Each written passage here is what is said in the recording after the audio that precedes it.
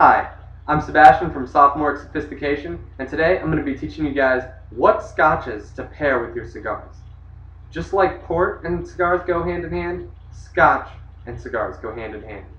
But the type of scotch that you drink with the cigars is very important. When you're smoking a cigar, you have a lot of smoke, you have a lot of flavor left on the palate. Same thing when you're just drinking scotch by itself, you get a lot left on the palate. But when you merge those two together, you get a lot beautiful things. First of all, you're going to have a little bit of that finish of the scotch kind of left on your palate to kind of merge with the cigar a little bit, but not too much. It's not going to be overwhelming. You're definitely going to get the full flavor characteristic of the cigar. It's not going to damage your taste buds or anything for the cigar. It actually cleanses your palate and clears the way for the next puff. It really makes a lot of sense because people that drink port has more alcohol content, and it does kind of the same thing, but people don't really realize it because it's not as strong as a scotch. But a very important thing to steer away from is very old, nice scotch. People think, oh, I have a really nice cigar, #2 of last year, I'll buy a really nice bottle of scotch to go with it, 18 year, no.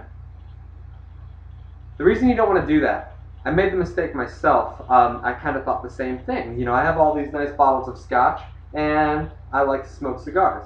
So I opened up Glenfiddich 15.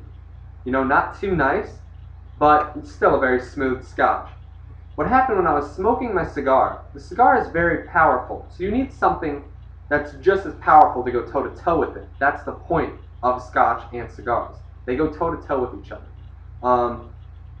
The Glenfiddich 15 has an apple characteristic. It has an apple note. When I was smoking the cigar was too powerful. I smoke Maduros. I'm sure some other cigars would do it too, but I would start to only taste the apple of the scotch. It was very juice-like, and it wasn't really desirable. I was enjoying the heck out of my cigar, but the scotch, I was like, it's not as good as when I have the scotch by itself. So steer away from those older, smoother scotches because they're going to end up tasting just like juice, and you're going to get kind of a couple characteristics and not the full profile. So what I really recommend doing is get younger scotches. For a scotch to be deemed a scotch, it has to be aged for at least 3 years. And Glen Ness makes a great scotch that's 3 years old, but it doesn't say 3 year on the bottle.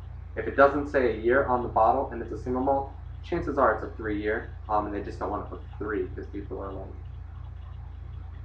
it doesn't need to be 10, but it's not the case. Scotch is very good when it's 3. It needs a little bit more time. You can get an 8 year. Glen Ness also makes a great 8 year. But I like to have a Macallan's 12 or a Macallan's 10 with it. Depends if you like the sherry or the oakiness, just to kind of complement the cigar. If you're going to have a cedary cigar, I would go maybe with the fine oak or, you know, sherry to kind of add another dynamic to your experience. Glenmorangie has the citrus notes, and it would be great to go with a cigar that has a little bit of cocoa to it. You're going to get citrus and cocoa. It's a very good combination.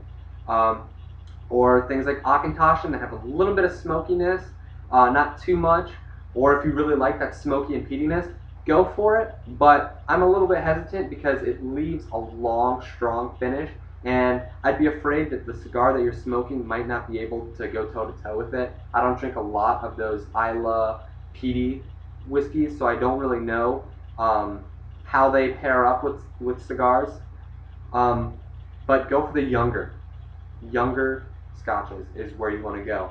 So just light up a nice cigar, get a young scotch, and enjoy.